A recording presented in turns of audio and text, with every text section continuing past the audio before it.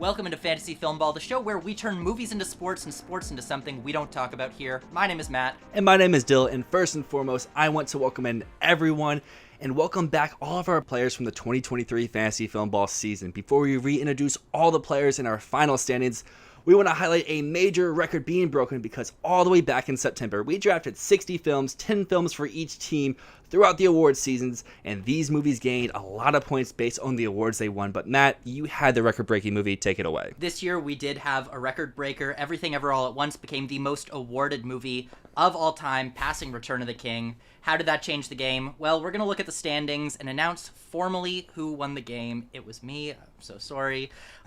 Before we look back at the draft that we did all of those months ago. So in sixth place, we had Justin, who ended with 3,478 points and had one Best Picture nominee, and that was Top Gun Maverick. Fifth place, we had Arnaud, who ended with 3,501 points, and he had two Best Picture nominees, Women Talking and Triangle of Sadness.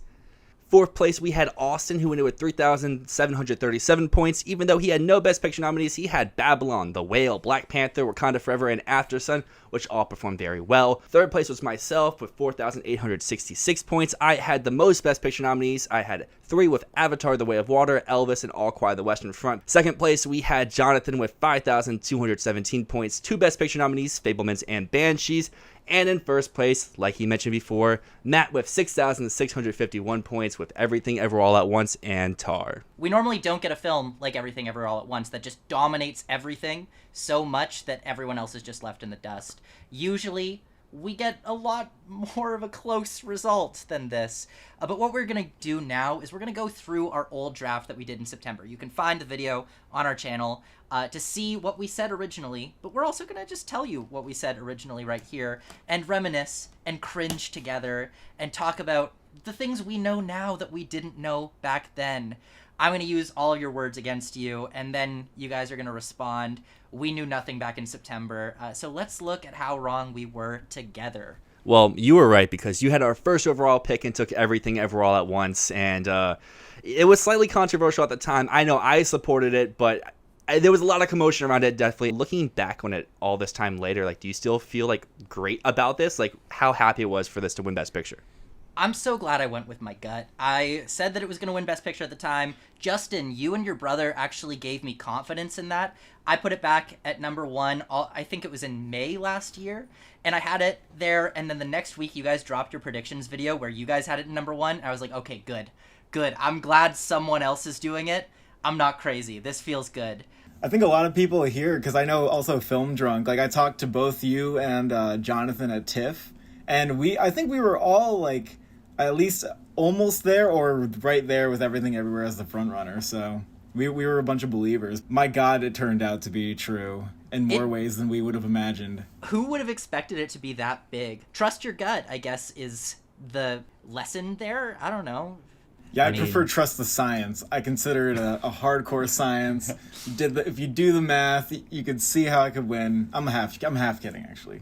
But I think there was a good argument, though. There really was. I guess one of the biggest things that we might start to see and that we really have to take into account is that the whole coda thing, where there's like a wave of support for the cast and the team behind the film, regardless of it being a festival film or not, is something we really have to take into account. It's now 2 years in a row where a film that comes out early in the year that has a swell of support that doesn't go through the traditional festival run can still manage to get the top prize. Now we have to assume that it's not going to be a 2-year fluke and that this might be the next wave, the same way we had like the wave of the festival film from Slumdog Millionaire to Nomadland.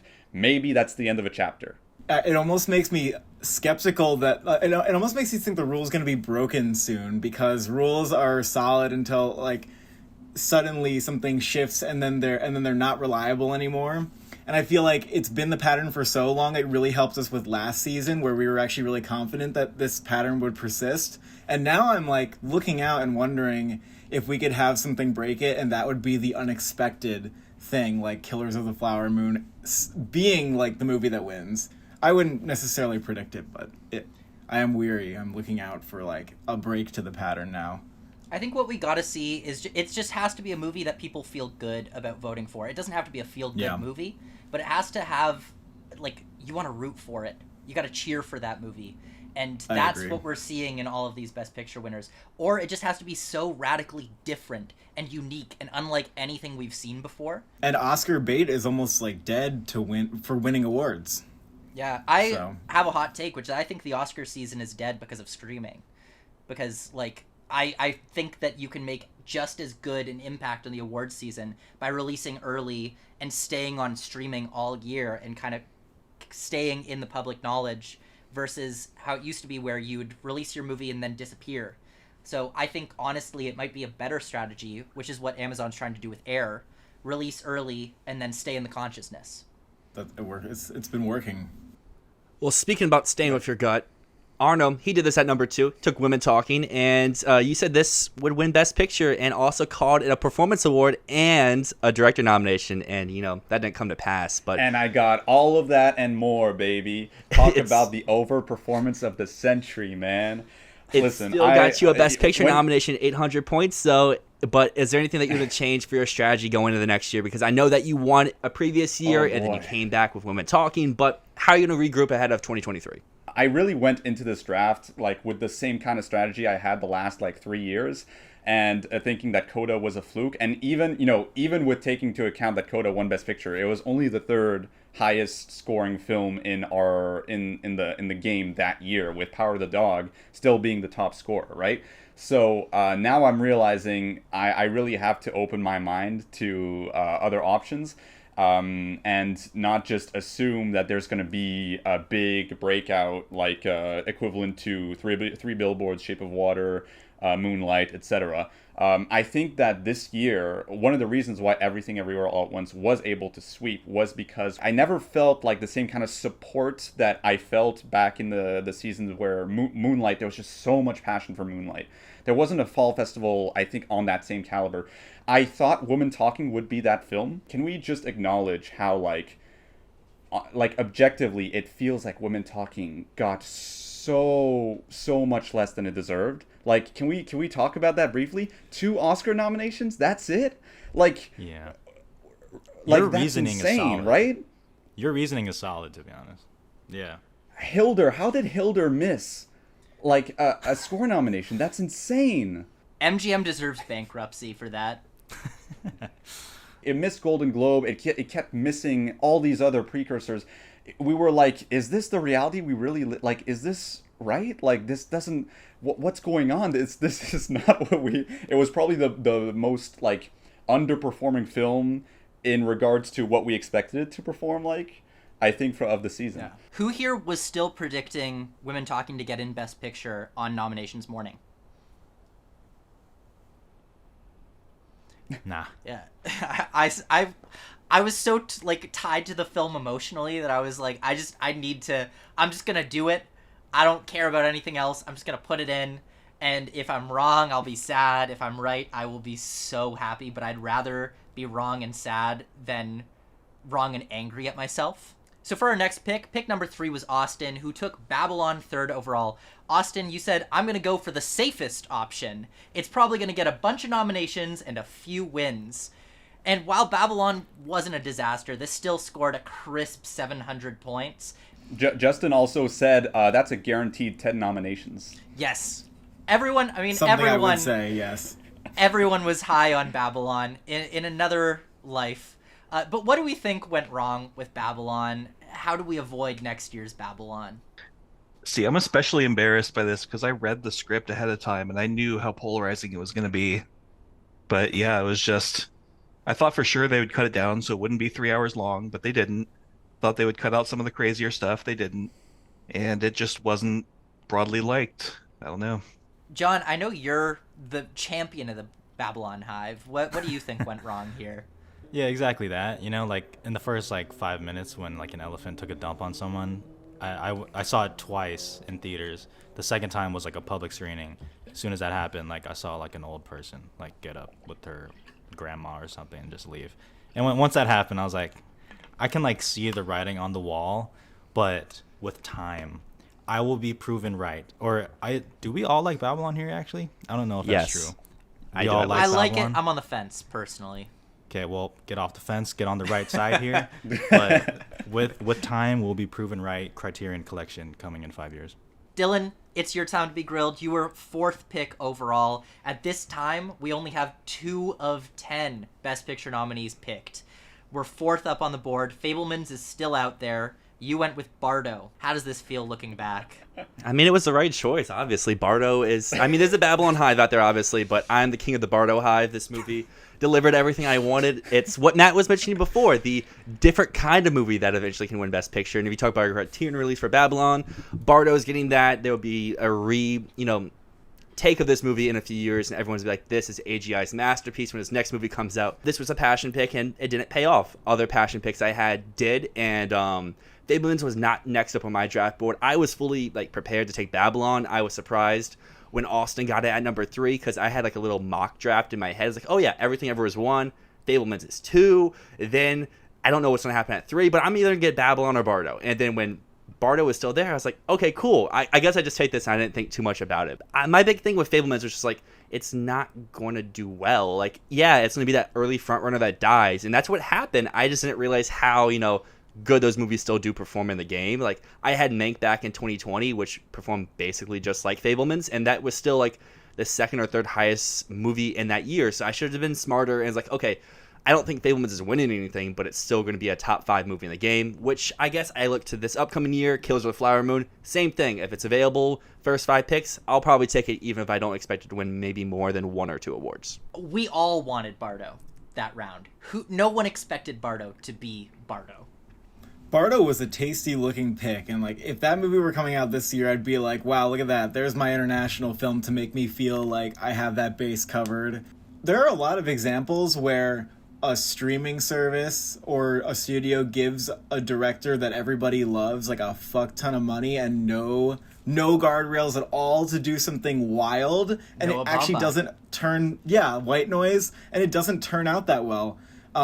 And I think Beau is Afraid they gave him a ton of money to do that movie. Those movies are sometimes not awards bait just because they shoot for such high ambitions. I mean, even Babylon was an example of that. Yeah. It seemed like they just gave a ton of money for a film that had really put the audience through the ringer. Sometimes restrictions are good for creativity. People are just better, or they do more with less. And so when they're given the entire, $100 million to do whatever the hell they want, it could, I think, maybe their creativity is somehow stifled. But I also don't regret a lot of these projects. They were really interesting. Babylon and Bardo are really interesting movies. I think for me, they were 8 out of 10. I still really enjoyed them. You and Cole had an excellent point in one of your previous videos, which is to say that when you read a synopsis that isn't particularly concrete or that focuses on the thematics more so than the story, then it can still make for a great film, but it's not going to be an accessible or an Oscar fare. Jonathan, you took the right choice here. You had the Fabelmans, and his newest film got a lot of points. It ended up getting, I don't even know the number, but it was the 2nd or 3rd highest scoring film in the game. But you said that this was getting Steph Curry in the 7th round, and this movie didn't win picture, but it was very good. So how do you feel about this first round pick? Yeah, that's an insult to Steph Curry. I want to take that back because The Fabelmans was my 2nd least favorite film nominated in the Best Picture lineup. Having said that, of course, that's the right pick. I mean, it was gifted to me at 5. It's the safest choice, actually the safest choice. I had zero passion for it. As soon as it won TIFF People's Choice, I was like, all right, it's done. It's over. It's not winning anything. And still got a lot of points. So thank you very much, Steven Spielberg. That's how you play the game right there. That's how you do it. Gotta That is how you detach play yourself. That's right. That's right. Yeah. Well, speaking of playing the game really well, we had Justin up next, who we can go. bond on our disasters. I had Bardo. You Let's had The go. Sun, and this was the biggest underperformer of any movie, only getting 94 points. It even eclipsed that 100-point mark. I know some people here predicted that it would win Best Actor, not me. I had King Austin Butler, who also didn't win, but others had a screenplay nomination and picture. So I guess what went wrong and what is going to be this year's The Sun? I knew I was the jackass who picked it. I was I think it's me. Maybe I wasn't, but I'm pretty sure that was me. The Sun is just a hilarious case of like I don't know what the hell was so like well, I don't know why this was different than The Father. I just don't know why. I would love for somebody to do an honest dissection of like the differences, because it's obvious in the result what's different, but like nothing about the process makes it so obvious that this movie is so much worse than The Father, like significantly worse. I also want to apologize. I didn't incite you to pick it, but I did give people, like yourself, and I think other people just in general, more confidence in the project. I still stand by, like, having read the 3 plays from Zeller, it's still my favorite, like, on paper. The biggest issue with that film for me is the titular character, which just does not work in the movie. I maintain to this day, if you swapped out Zemegrath's performance with Timothée Chalamet's and Beautiful Boy, that would have been a way better movie. I think the performance was a big part of why the movie didn't work, which is not something I feel good about saying, but yeah. For me, it really did. Like every time, it just didn't ring true. But I also think there's sort of a weak correlation between good source material and a good movie, which is another thing that is just very hard to like reverse engineer. But you know, I don't blame you for thinking The Sun was going to be great because you read the play and enjoyed it. Like a lot of people, there was great word about the play, and we had in our own research, we just found people saying the same thing. Justin, it's also worth mentioning that you picked The Sun here because what you said was, I'm only picking The Sun because both Bardo and Babylon are taken. Yeah. Oops. So that's rough. That's pretty rough. You may have went over 3 of those, but with pick number 7, you got back on the right track. Top Gun Maverick, it got over 1,000 points, and you said you almost went with The Whale, which got about 400 points less. You said you were playing it safe, and in predictions and overall to play, it looked pretty safe and did well. Well, it's funny because I also apparently described Babylon as being very safe, but I think the lesson is it's always safer to do the film that you know something about rather than the mystery, even if the mystery looks like delicious. So this year, you know, am I more likely to say Air than Killers of the Flower Moon? Maybe. I don't know. That's sort of like a debate I'm gonna have. Well, we'll know what Killers of the Flower is. Moon will have premiered in Cannes. Yeah. But it will not come out in theaters. So it'll be a bit of a... It would be sort of like what Past Lives is right now, where like I feel really confident about Past Lives. But you've seen Past Lives. I've seen it, and I was at a festival where other people had seen it. Like, it's really easy for me to say that that's going to do well. So, yeah, I'd pick that over Killers of the Flower Moon, even though that has a higher nomination ceiling. John, you may have gotten Fableman's 5th overall, but no one is safe from bad picks. Come on. And you landed Empire of Light 8th overall. It performed actually pretty well, 239 points, because it got that cinematography nomination and a few things along the way for Olivia Colman. Damn, what went wrong with Empire of Light? I think if I'm remembering correctly in my head, I was debating between Empire of Light and Avatar. And for someone who had Avatar in my Best Picture lineup very early last year, I don't even really know why I just didn't default to like at least a visual effects winner guaranteed. I took a swing, Empire of Light. I saw it at TIFF. I remember this specifically, which may have spoken to why it failed. I heard a lot of Amber Alerts going off in the auditorium. I looked at my phone. Oh, dude, we were at the same screening. It was like a shooting warning or something like that. Like someone loose with some weapon. I think I remember a gun. And when I saw that, I was like, okay, I think that's an omen. My stomach was hurting really bad for some reason. Just a lot of bad things. So Empire of Light, Sam Mendes should just stick to directing and not writing. Now, we talked in that video all the way back then about mediocre test screening reactions. Justin, I think you brought it up that people were saying negative and mixed things overall, and we all collectively went, I'm not going to listen to that. It's Sam Mendes. We're not going to listen to that. Should we take test screening reactions more seriously this year?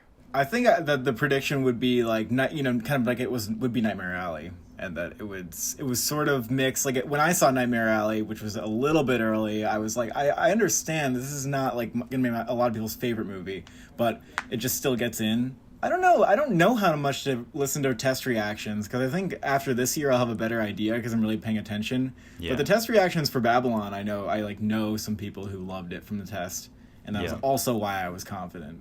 People lied to me about 13 Lives. So, which was apparently the greatest movie of all Damn. time for that studio, and I saw it and I was like, the fuck. I also want to take the L saying that I thought this would win the People's Choice Award. I was mostly going off of the statistic that Sam Mendes won the fucking director's prize, the TIFF director's prize, which like I know this hasn't been rolling for a long time, but so far the correlation between People's Choice Award winner or Oscar success and that prize was like crazy. This is the first year where it's a complete flop. I don't know why they didn't go with like Steven Spielberg, for example, instead. That would have been a cooler award anyways. Dylan, pick number 9. This was you going with your passion pick. You went with Avatar: The Way of Water. It went all the way to Best Picture, scoring 699 points, one less than Babylon. At the time, you called this to win Best Picture. Obviously it didn't, but how are you going to adjust next year based on Avatar not going all the way? James Cameron spending 10 years on a movie was going to be something. It was something I really wanted, and I didn't want to take in the first, and I was really hoping it lasted the second. So, Jonathan, thank you for not taking this, because I would have hated to not have The Way of Water, and I think looking years down the line, the James Cameron snub and director will be something that's not looked at very well. But to look at this for future years, this year, Dune Part 2, you're probably going to underperform in nominations, even if you reinvent the wheel and do everything, just because sequels to Best Picture nominees that do very well usually struggle, just like Lord of the Rings. But if you come back for a Part 3, and in Avatar's case, Part 5, that's when you'll find more success. I'm still sad with Avatar's underperformance, but it basically did what it needed to do in the second round. It gave me 700 points. It was a top 10 scoring movie, and that's about all you can ask for when you have a top 10 pick. Now, Austin, you finished off the top 10 with The Whale, and we got you on here looking like Charlie at the very beginning with the icon in the sea of faces right there. You correctly predicted The Whale was going to win 2 Oscars, actor and makeup. Actually, 3 out of 6 of us at the time said that Fraser was going to win Best Actor. So congrats, Justin, Arnaud, Austin. You guys all called it very, very early. John, you were with me on Hugh Jackman. And then Shit. Hey, yo. Dylan, Quiet. Dylan said, The rightful winner. Dylan said Austin Butler right there. What drew you to Fraser so early, Austin? Well, that was another one that I read the script for, so I knew it was going to be a really emotional role, really transformative role. I knew he was going to have that big comeback narrative. And I thought its baseline was going to be, it was going to get into actor, be win competitive, get into makeup, be win competitive. I thought it'd get into screenplay, it didn't, but it was probably like 6th place.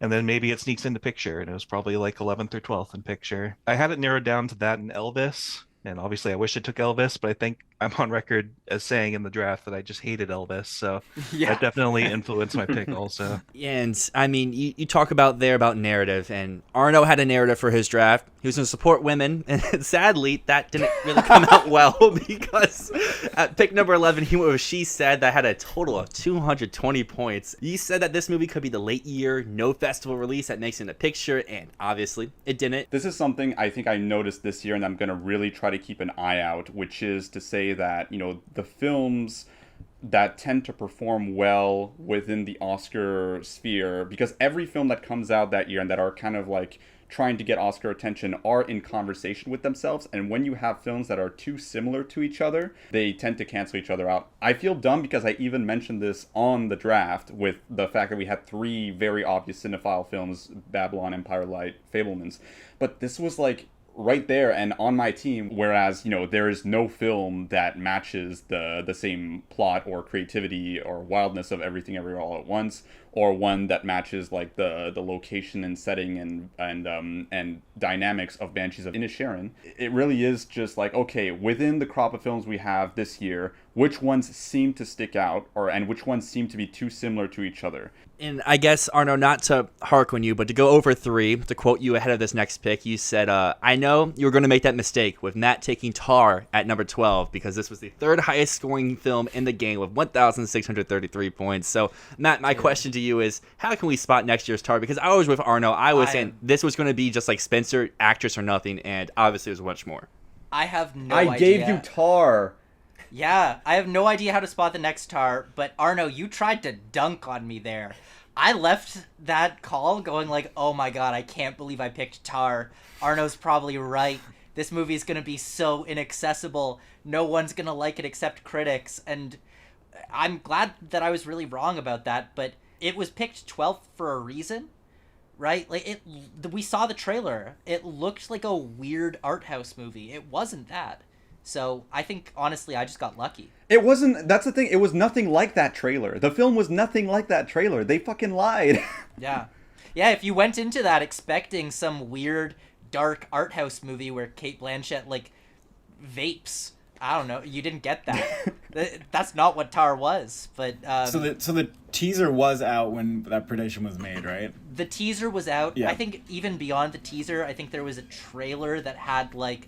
it was the second trailer, which was just a bunch of smash cuts of, like, weird refracted imagery and Cate Blanchett speaking. I have to say, at this point in the draft, I have to tell myself here. I remember thinking, "Oh, Matt's throwing. He's not winning this draft."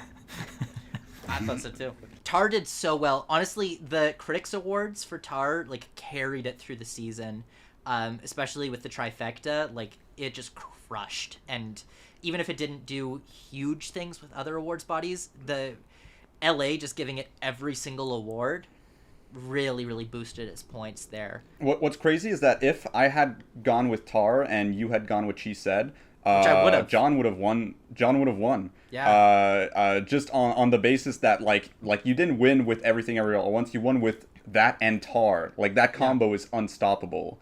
Well, to kick off round 3, the round that we mentioned during the draft, a lot of Best Picture nominees do happen to be drafted, and Matt did not take one, even though there were still some on the board. He went with Guillermo del Toro's Pinocchio, which did win an Oscar, and I guess this was the first animated movie taken, and it was a little bit early. I get why I did it. I was, like, thinking Del Toro is so beloved.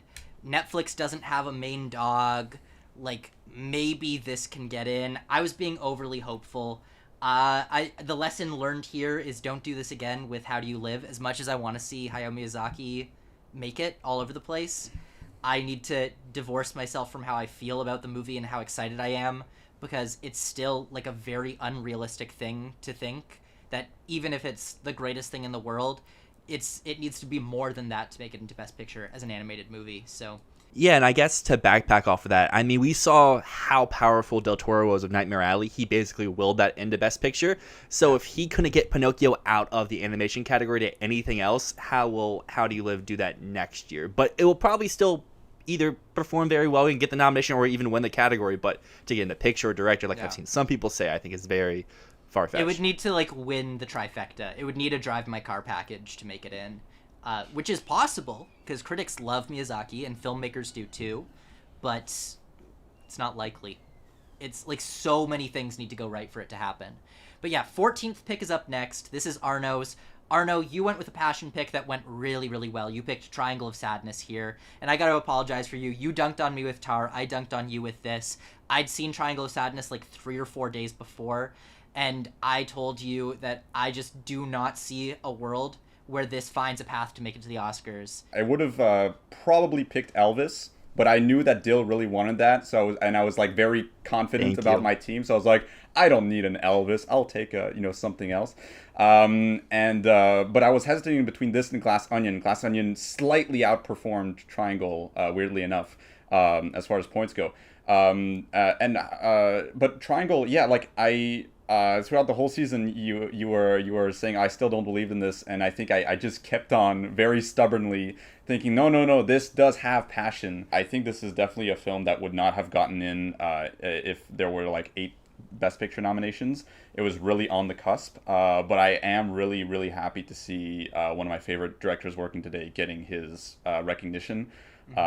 That's all I can really say. It's not the greatest film ball pick, I think, because like other than like those 3 nominations and like potentially supporting actors, it wasn't really vying for much else. So there wasn't that much of a point potential. I think I just got lucky in that it worked out as well as it did, even though there were some better picks on the board still.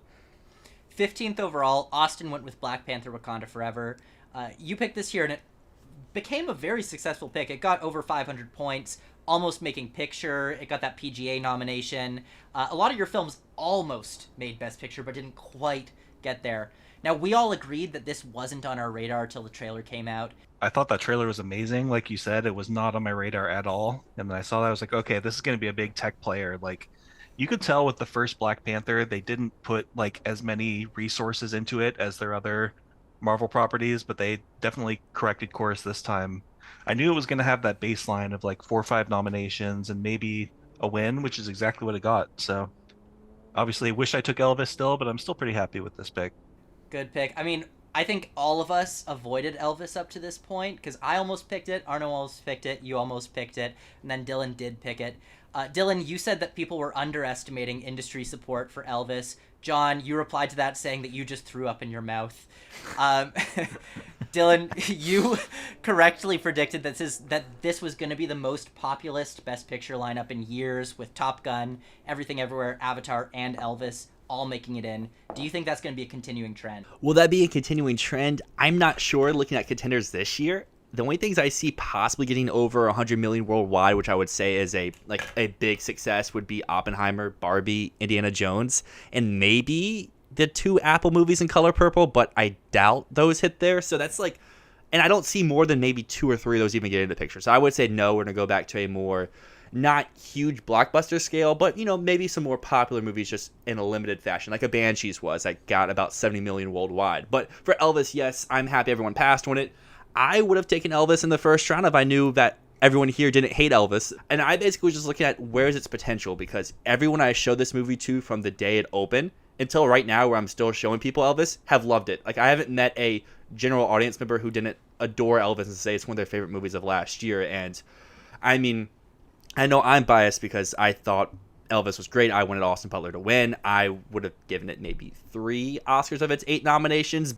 I want to say 2 with Elvis really quick. I think 2 or 3 days before we did the draft was when all that news came out about Warner Brothers, where they were like having some financial troubles and they like scrapped Batgirl and all that stuff. So I remember thinking that ended up factoring into my decision too. I was like, oh, like maybe Warner Brothers is just going to sit this season out. They don't really have a strong slate, but that's just a lesson for next time. You can never count out those big studios. They're gonna get a nominee in at least. I saw Elvis, I think, less than a week after we did the draft. When I saw it, I was like, oh my god, I did not realize how Oscar bait this was. I am stupid for not picking this earlier. If I had watched Elvis before, I would have taken it over, she said, second round. That's, I guess, our going forward take with Elvis is this type of movie is still going to get nominations, whether that is something like Maestro this year or the Bob Marley biopic, but are they going to win anything?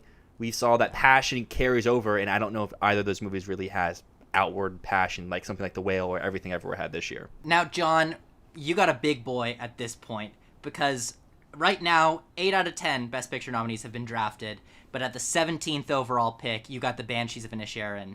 17th! That's fucking crazy looking back. Now, when you picked Fabelmans, you did say it was like getting Steph Curry in the 7th round. Getting Banshees at 17th is like getting LeBron at 50th. Like, this was the second highest performer in the entire game.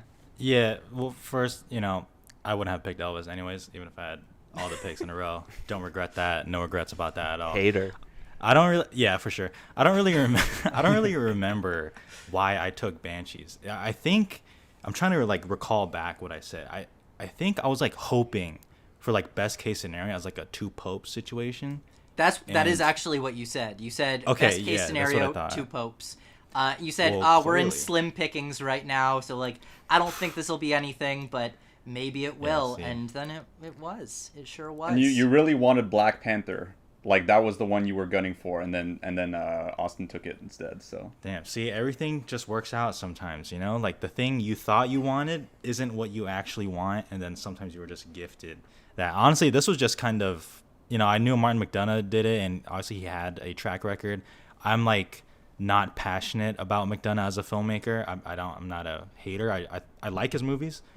3 Billboards is all right, so I'll just kind of at this point, because I'm pretty sure there's the whole draft, I was kind of I don't really know what to do here. And then it just works out sometimes. I got lucky. Justin, you almost picked this, but instead you went with Glass Onion here. Glass Onion, you were saying Netflix is going to campaign this, so I might as well go with it. We saw Netflix switch priorities over and over this year, almost missing Best Picture. I mean, not almost the end, but it kind of felt like almost through the season. Do you think Netflix needs to get in this year? What's your read on Netflix right now? I don't think Cole and I have a Netflix film in the top 10, so I don't really know. I think they might be in a similar situation to last year where they're like scrambling for a movie. Just given our read on Maestro right now, and that seems to be their only film that they probably have high confidence in or like really want to push. So I just think they might be in a similar situation. Like we don't know what's gonna come out on top. I don't think we have to do the math and say like there must be a Netflix film, but it's still like a pretty good bet for the last like 5 years at least. Following up Glass Onion, you doubled up with Netflix movies and took White Noise, which you called a passion pick that could be too weird, but you were still optimistic about its chances. Obviously, after Everything Everywhere, nothing is too weird for this Academy. So what do you think happened with White Noise? What happened with White Noise? Well, it's kind of like the overly ambitious project from a director coming off of a really hot and great movie, Marriage Story. And he just didn't... I don't think he cared whether people were going to respond to it. It was a really specific vision. It was kind of a confusing movie, like what it was going to be and who it was going to be for, which is also sort of a yellow flag. I don't think I had it really high at any point in my predictions, but I guess I was optimistic, maybe to a fault, that White Noise could prevail just based on Noah Baumbach being a talented filmmaker. Even more than just like, did he succeed in making a good movie or not? It just didn't feel like something that would be geared towards the Academy Awards. Or it would really have to be like a masterpiece for that to be considered. And I guess now we're at number 20 where we're going to start breezing through these picks a little bit more. But Jonathan, you took Decision to Leave, and playing Monday Morning Quarterback, this was probably the biggest snub on Oscar nomination morning, at least from a prediction standpoint. They just kind of reverted back to, we don't like Koreans. You know, they're like, Parasite, that's enough. We gave you Parasite, congratulations, now you're done. That one hurts me, and specifically as someone who is half Korean, and he won director at Cannes, unless I'm... Okay, yeah. He won director at Cannes also. So I was kind of riding off like, okay, like the past few years feels like that's been a good indication of something. And then, it just didn't happen. I mean, it's always those like mystery detective movies that just always get snubbed. So when you include that, plus Asians, Koreans, it's an L. It's an L. I think you guys even called that, Justin and Cole, you guys went, mystery movies, they don't work. Academy doesn't go for them. Yeah, I was just thinking that. Screw it. Like, Decision to Leave. But here's, I think, maybe the biggest L of the game. At number 21, Dylan picked I Want to Dance with Somebody. Yeah, buddy. John, you called the L immediately. You just went L, big L, L. Thank you. Dylan, you said that you believed Naomi Ackie could win Best Actress, and I agreed with you that it was possible. You ended up getting one music biopic right with Elvis and one horrifically wrong with I Want to Dance with Somebody. I swung for the fences on my first 7 picks. Not all of them hit. Bardo, miss. I Want to Dance with Somebody, miss. The other 4, though, they went pretty well. But, something was bound to fail. And I guess I thought more this could be like a Judy. But obviously, Naomi Ackie is not Renee Zellweger. She's not a previous Oscar winner. But I thought a middle-of-the-road biopic about famous singer, yeah, give me that. But looking forward, at least, I guess I've said on the record I think my show's really going to underperform. I just have it performing like House of Gucci, a solo nomination for something that's done very well, and I think Bob Marley could be major if it comes out on time. Kingsley Ben-Adir is very respected, and some could say he's overdue after missing for One Night in Miami. Justin, I know you're really high on Bob Marley. Well, that's really Cole convincing me about it. He's like really pushing it because he's just saying it could be like a Best Actor shoe-in. So... I am not. I don't know. I don't really know which way to go on it, but I do take it very seriously. Right after that, we had another big L. Austin, you picked the greatest beer run ever, saying Apple had no other priority. Do you think critics put out the hit, or was it really that bad? It just was not good. I don't know what to say. Like, I stand by the logic. Apple had no other contenders, and like I thought they just came off a Best Picture winner.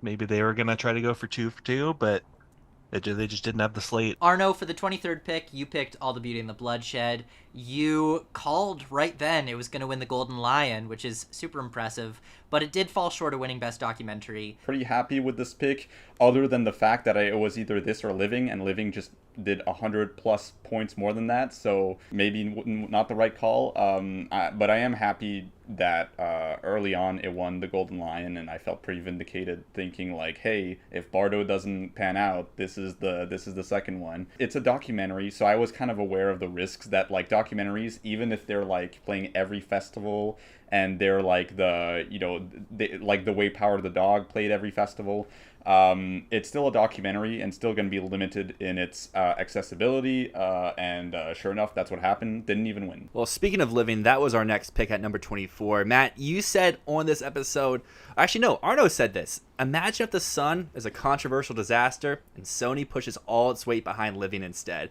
And we kind of all laughed at him. Matt saw this vision with Bill Nighy. He was number 4 for almost the whole year. He got an Oscar nomination. So I guess my question here for you, Matt, is Sundance this year, anyone in the acting race is going to stay the whole year? I would hope it could be Tiana Taylor, but I think that movie's just too small to carry into the Best Actress race. I think it was really Sony that did it. I don't know if he would have been in the conversation if Sony wasn't behind him. So I look at Tiana Taylor in 1001 and go, oh, Focus Features has other movies that are coming out. There's no way that she's still going to be their main horse down the road. I mean, Jonathan Majors looked likely, but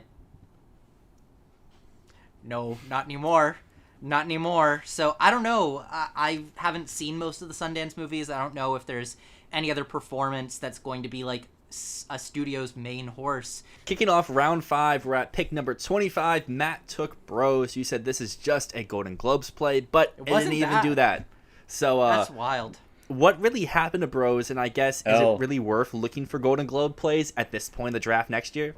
Dude, that Billy Eichner shot himself in the foot there with the marketing of it. He kept telling people, go see this movie if you aren't a homophobe. And then people went, don't tell me what to do. And he spent no time selling that, like, this is actually a really funny movie. And so, like, no one went to... John, Justin, you guys saw this at TIFF too. This is funny. Like, what?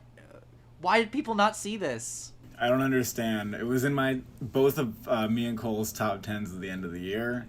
So I cannot answer this question. I just don't. I mean, it was really the box office that killed it. Yeah, that's it. And I can't explain that, like why it didn't do well there. That's kind of beyond my thing. But I mean, you said a little bit of it, I guess. But I don't know. I really don't understand why it didn't do box office. I don't know. Yeah, I think Universal was super confident in it. Yeah, they were advertising it everywhere, but I think it's just people didn't really know what the movie was. They didn't have a reason to go see it. It was just like, it's a rom-com. Okay. Look at these two brothers. Look at these In a van. perfect segues, because at number 26, we have another movie that no one really knew what it was, and it failed at the box office, being Strange World. Arnaud, he said that Disney could not fail. I was so like, here's the thing, like, I'm so bad at judging these things. I don't have the same brain as like I guess a typical Academy voter, because to me Encanto is like slightly better. And I don't like Encanto. Like, Strange World was asinine to me. I hate these kinds of films. The cynical part of me was like, people are going to eat this up, and if Pinocchio isn't that good, this is going to be the default winner, the way Big Hero 6 somehow managed to beat, like, the likes of the Lego Movie and Song of the Sea and Tale of the Princess Kaguya. I'm glad it didn't get nominated because the film sucks. I'm gonna be more careful around animated films because, like, I don't know what else to say. I'm not letting you off the hook, John, because you were like, oh, don't do it, that's mine. So Me? Oh, really? Oh, okay. Yeah. Hey, I took a better one, I guess. Yeah, you dodged a bullet. It is sort of a recent trend, though, like that Disney films are just not as good and not doing as well. And whereas, Frozen like, 2. if you went back, 5 years, and then the 5 years before that, you just see them dominating the animated feature category. And now I think we're in an age of uncertainty about Disney. And this year, it looks like, I think probably all of us would bet against Disney because there's How Do You Live and Spider-Verse. So we'd probably all bet on some other film this year. It might be a trend that we see continuing. This year is Disney's 100th anniversary. They're trying to go all out.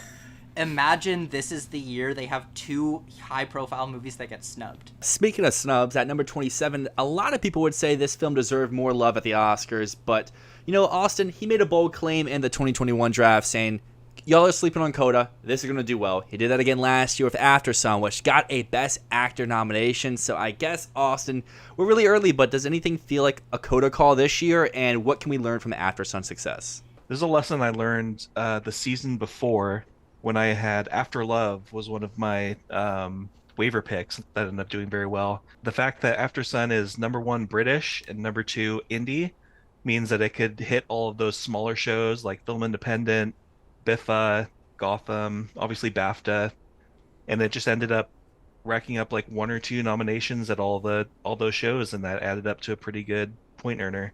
Wasn't quite Coda, but I'll stand by that called shot. This, Black Panther, The Whale, Babylon, you have 0 Best Picture nominations, and yet a lot of points with all of these combined to still be third to last. So this is like, this is a record so far, like most points earned by a team with no Best Picture nominations. At the time when the nominations came out, I think if you expanded the Best Picture field to 15, I would have had 4 nominees. It's also crazy now, thinking about how popular After Sun has been, looking at it at 27th overall.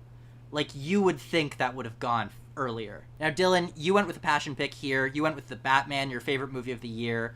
The year before, I didn't draft anything I was really excited for or didn't really like. Like, I took Nightmare Alley first round. I was like, oh, I'll just take it because it's Del Toro. And then I can't even remember the other stuff I took. But I had a lot of movies I just didn't really personally love. So this year, I was like, you know what? I'm going to take movies I like, I love, that I think will do well. And at least the reason why I didn't take Batman earlier, where I probably could have taken in the 4th round instead of I Want to Dance with Somebody, was I didn't believe it would be an above-the-line player. As Justin had mentioned before, you got to look at movies that you have seen already and know what they can do. So, like, to me, Batman was like the Black Panther Wakanda Forever, what it ended up being type haul. 2 to 5 nominations. And it ended up getting 3 nominations, and I think that's a pretty good pick here in the 5th round. I probably was thinking about taking the 4th, but I was like, you know what? I'm going to risk it. If I get in the 5th round, great, but if I don't, it's not the end of the world because I don't see this in picture, I don't see this in director, I don't see this winning anything, but like makeup sounds good, cinematography sounds good even though it didn't get the nomination, sound, visual effects. Like, I saw pass for nominations, I just didn't see areas for it to actually win. John, next up, you took Turning Red. You said at the time the divisiveness of this movie was completely overblown, but some people back then were predicting that this was going to get snubbed from animated. It feels obvious now this was never getting snubbed, but why do you think that some people were out there saying this is definitely not getting nominated? I mean, it's just the nature of what the movie was, you know? I mean, even for myself, like, as someone who does like the movie and clearly am Asian, I was like, yeah, the movie's like all right, like, it's a solid movie. To me, Turning Red is the Fablemans of the animated category. To me, I was just like, it is not gonna win, but it feels like so safe. I never understood the whole this might not even happen. Like, it's still Pixar behind it, which is still huge. Yeah. It was like I do still think the divisiveness was overblown completely. I think most people are kind of like, it's solid. I think that's the overall consensus. So to me, that was a safe pick at this point. I didn't really know what to do. I just wanted something that I knew would get points, so I just turned to the animated category. I mean, keep in mind, Marcel is still on the board at this point. But next up, we're halfway. Justin, you picked Till in the 30th place. You said it could be a major Best Actress contender. Damn. Looking back now, how do you feel about that Danielle Deadwyler snub?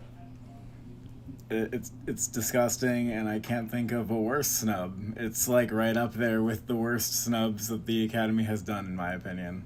So I guess I'm glad I picked it. And you were on the right side of history, right there.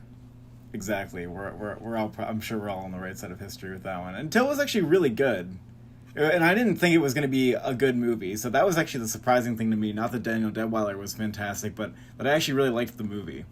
Mm-hmm. It just shows how bad MGM is at campaigning stuff that clearly should get nominations, like Women Talking across the board, and then Till. As you mentioned, Danielle Deadwyler was, I think at one point, was my front runner for actress because I never bought Blanchett and I wasn't ready to go to Yo yet after I finally admitted Aki wasn't winning. And then I was like, but what else can it get? And clearly they just never really pushed it. I also think that movie came out way too early. Like, it should have hit more festivals and come out right when nominations were about to be announced. There'd be that final contender because as we saw when it did come out, everyone's like, oh, there's no way she can't be nominated. And then just no one went to see the movie, which was sad, but the buzz just died. Okay, we're halfway through the game right now. We are not going to do this for the rest of it. Instead, because the pickings get pretty slim at this point, we're just going to go through everyone's team through the rest of it. So, the first team we're going to talk about, Dylan, you're the one person who drafted a Best Picture nominee in the back half of the team. Now, the rest of your team, you got All Quiet on the Western Front, The Inspection, Blonde, All That Breathes, and Broker. All Quiet on the Western Front was the 33rd overall pick. That's insane. You said you picked it because it was possible that maybe it could get a tech nomination.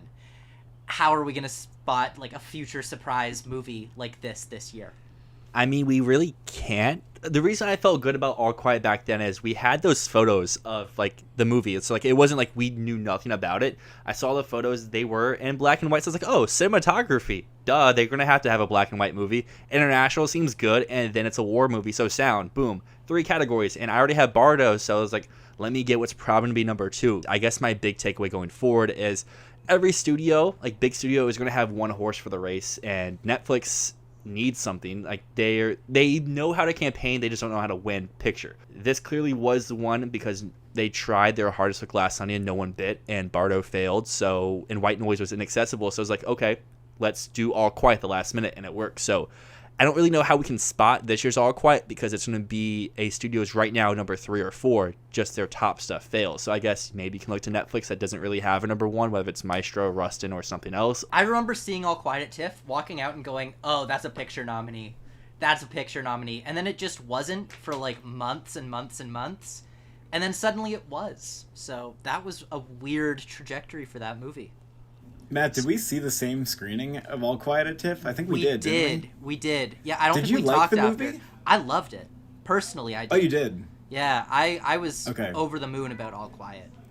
Yeah, I also remember, we bumped it up to like 10 for a second. And something like that. Maybe it was The Woman King, actually. But something went up to, like, it was around there, and then like critics killed it for me. I was like, there's no way an international movie gets in if it doesn't get critic support. And this is the first time I think that has been just wrong. Like, crazy wrong. Where Critics' Choice doesn't even do cinematography. The fact that it got totally blanked at the guilds still just baffles me. I don't know how that happened. It's because Netflix didn't push it until BAFTA went, "Hey, we like this." And then suddenly Netflix went, "Oh, you like this? Oh, shit. Oh, no. Oh, we were wrong." If we're going to talk about people liking movies, Matt, the rest of your team, maybe there's not a lot of people who love these movies because you have Cha Cha Real Smooth, a movie I like, but a lot of people don't. Amsterdam, which, is everyone's favorite movie. Descendant, Corsage, and Matilda the Musical, all underperformed, but you still won the game. So I guess looking forward to this year, you drafted very top-heavy, but that paid off. So how do you improve those later round picks? Dude, the back half of my team was such shit. Like, Cha Cha Real Smooth, I mean, I didn't expect it to be huge, but I definitely didn't expect it to blank even at the indie spirits. What? And then, like, I had a gut feeling I shouldn't have gone with Amsterdam. But, I don't know, man. Someone had to go with Amsterdam, but I wish it wasn't me. I don't even hate that movie. I just know I shouldn't have taken it because I just immediately went, "Oh, God. Yeah, that's not happening. There's no way that's happening." I don't know. I don't know what I'd do differently because I still think my logic, at least for like a couple of these, was pretty solid. Like Descendant, Corsage, Matilda seemed like it should be a Golden Globes thing and probably almost was. But Wait, did you I give don't know. Matilda a 10? Dude, I love Matilda. I don't know what Oh it is. my but that God. movie, I love Matilda. Holy shit. Holy shit. Okay. Hey, good Yeah. for you. Speak the truth. Justin, let's go through the rest of your team. The rest of your team here, this is going to be some big surprises for you. You picked The Eternal Daughter, Athena, Close, Chevalier, and wait for it, RRR in 10th pick. Now, RRR, I like the you picked... RRR. Yeah, 55th overall, you got RRR, which is a fucking steal. Because there was a time where this was like a serious Best Picture contender. You even called it as you picked it. You said, I don't know what I'm doing, but I guess RRR, because there's like a 1 in 200 chance that this could be a Best Picture contender here. Why do you think RRR ended up connecting so well through awards season? I mean, it sort of half made the connection because what happened was that it was, I mean, it was just some unpredictable smash hit with US audiences. So it was something that was on a lot of film lovers' radars. And critics were trying to give it awards like really bad because they thought it would be fun if they were responsible for a Best Picture nomination for the Like movie. they were with Drive My Car. And I mean, a lot of people were behind it. Yeah, exactly. Like they thought that the Drive My Car treatment they could pull it off for RRR. And it just, I don't know why it didn't work. I would have been really happy to see that get into Best Picture. There's one film this year that, you know, probably not going to happen, but where I would give it like a 1 in like 400, which maybe I'll save it for like the bottom of my predictions this year, where like people are just going for the scraps. Like I think it's like a valuable scrap maybe, but I'm not going to say what it is because it's we're going to be doing this soon. I think it also just couldn't secure more than just Best Picture, and that was a big problem. We thought it could be that international director slot for a while, but that ended up going to Ruben Östlund. John, you came in second, but you had a great top, like first, like second and third round picks, or first, third, and whatever it was when you got Banshees and Fablemans and paired them together. But your later half of the draft is what really propelled you, because you had Fire of Love, The Woman King, Widow and Wild, and Doctor Strange in the Multiverse of Madness, and Causeway, which is, I think, you have 3 very high-scoring films for that back half of the draft. And a little salty you snagged Causeway for me because I'm a huge Brian Tyree Henry fan. Plus, it's a movie I had 2 years ago when it was still Red, White, and Water. But all that time you said there was nothing really good left. But obviously, Woman King, Causeway, Fire of Love, great stuff. So I guess, do you still feel that way looking back on it now? Yeah, it's interesting. I think next time I'll be a little bit more prepared because now that I know how the point system works. Like, for example, like Doctor Strange, I didn't really know how the points worked. I was like, well, that made a lot of money. I kind of like it. I'm just going to take it. And then obviously it doesn't really do that much versus something like Causeway or whichever. So, I actually think last year's slate was pretty good. Kind of looking back on it now that everything's done in the moment, I might feel a different way about it, which I'm sure is pretty normal. But yeah, looking back on it, I think it was a solid year last year. So I'll be better prepared next time for the dub. Arnaud, you wrapped up your team with The Menu, My Policeman, Happening, Yikes. Nope, and Nanny. Now, you had 2 of the biggest horror comedies of the year here with The Menu and Nope, both of which did really well with audiences and critics. What do you think happened with these 2 movies when it came to awards season? Because they really just blanked. Well, The Menu was, it always looked to me like that kind of, if it were really to get into the Oscar conversation, it would have to be really, really popular. And it was a pretty decent box office hit, but it wasn't sophisticated enough to get in there, I think. Nope, to me, of these 5, is like the one that I'm like, looking back, I'm like, why did this not get more? Like, come on. Like, to me, at some point, I was convinced this would be the surprise cinematography, like, 5th slot. It was just getting in nowhere. Like, there was a new technology or way of filming for A Day for Night invented for this film, and they completely ignored that. I don't understand. Why was this not in VFX or sound? Pardon? Like, I get that this, like, on a story or screenwriting level, this might not be accessible to everybody, but, like, you're not going to recognize the text either? Like, really? It's a little unfortunate, especially since it's a film I think, even if I have a few reservations about, I think is just absolutely brilliant and super ambitious and deserves recognition, and just got completely blanked. My Policeman, I don't want to talk about it. I had to watch this and Strange World this year, so I don't particularly want to remember that. Happening was a passion pick. I'm glad I picked it. That's a neat, like, 200 points for me right there. Nanny, I should have read the signs. I was like, this is a grand jury prize winner. Like, Coda won that last year. It's going to get, at minimum, some Indie Spirit nominations. And to round us up here, we have Austin. Your team, you had My Father's Dragon, My Darling of Bones and All, then Don't Worry Darling, Holy Spider, and 13 Lives. All of which underperformed from previous expectations. But I want to talk to you about Don't Worry Darling. You said you read the script with this one, and I guess my question is, how do you think it adapted to the screen? Do you think it was a better adaptation, or did they fumble the bag? Oh, they fumbled the bag so hard. The script I read was before all the rewrites, and they like expanded the scope, and it was just like a nice, tight psychological thriller before, and they tried to turn it into this big like sci-fi spectacle. It just didn't work. Man, and I remember like a couple days after the draft, was like Spitgate happened. I was like, oh dear Lord, what have we done here? There will never be something more entertaining than the drama around Florence Pugh with Don't Worry, Darling. Her posting a video of her roaming the streets of Venice when she wasn't at the press conference.